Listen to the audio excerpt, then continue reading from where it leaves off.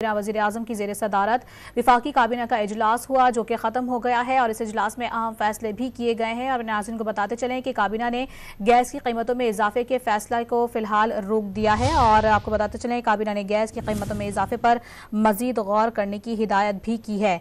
Gas की कीमतों में इजाफे का फैसला फ़िलहाल रोक दिया गया है। वज़ीर आज़म की ज़ेर सदारत वफाकी काबीना का ये अहम इजलास हुआ जो कि ख़त्म हो गया है और इस काबीना में अहम फैसलों की मंजूरी भी दी गई है। ज़राए का ये बताना है निगरान वज़ीर आज़म की ज़ेर सदारत वफाकी काबीना का ये इजलास हुआ जो कि अब ख़त्म हो गया है। अपने नाज़रीन को बताएं कि काबीना ने गैस की कीमतों में इजाफे का फैसला फ़िलहाल रोक दिया है। काबीना ने हज पॉलिसी 2024 की मंजूरी भी दी है। मज़ीद कौन कौन से अहम फैसले हुए हैं इस इजलास में जानेंगे। इस्लामाबाद के ब्यूरो चीफ इफ्तिखार शराज़ी हमारे साथ मौजूद हैं।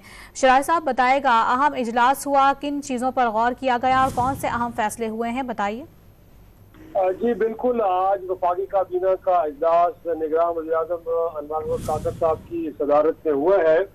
काफ़ी तवील एजेंडा था जिसमें बुनियादी तौर पे गैस की कीमतों में इजाफे का भी एक तरह से फैसला करना था, लेकिन फिलहाल इसे रोक दिया गया है, उसकी मंजूरी नहीं दी गई, ज़रा हमें ये बता रहे हैं।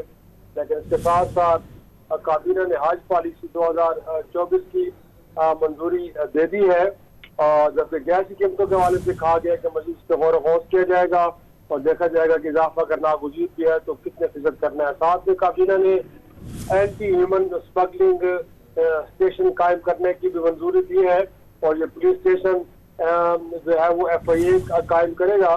FIA को एक टास्क सौंपा गया जिसके तहत गैर मुल्कियों के हवाले से जो है वो इक़दाम किए जाएंगे। काबीना को गैर मुल्की जो गैर कानूनी तौर पर रहने वाले बिलखुसूस अफगान शहरी उनकी मुल्क बदल करने से मुतालिक जो आर्डर है वो भी प्लेस किया गया और उससे मुतालिक एक ब्रीफिंग दी गई है।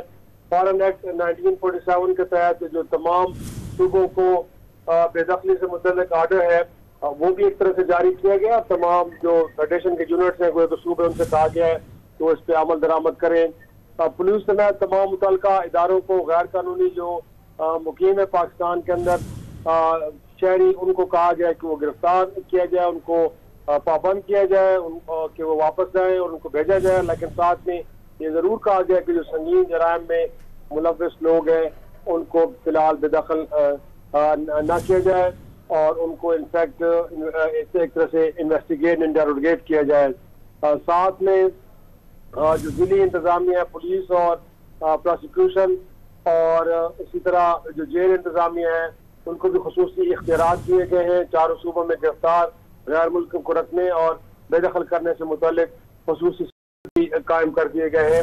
तो ये अहम है जिसमें आज जरा ये बता रहे हैं कि स्टील मिल की निजकारी से मुतालिक भी गौर किया गया है, लेकिन इससे मुतालिक क्या फैसला हुआ है अभी इसके बारे में हतमी तौर पर नहीं कहा जा सकता। लेकिन कम अज कम ये जरा जरूर कंफर्म कर रहे हैं कि जो गैस की कीमतों में इजाफे की आज मंजूरी दी जानी थी उसे फौरी तौर पर फिलहाल मुअख्खर कर दिया गया है, उसमें मजीद गौर ग़ौस होगा।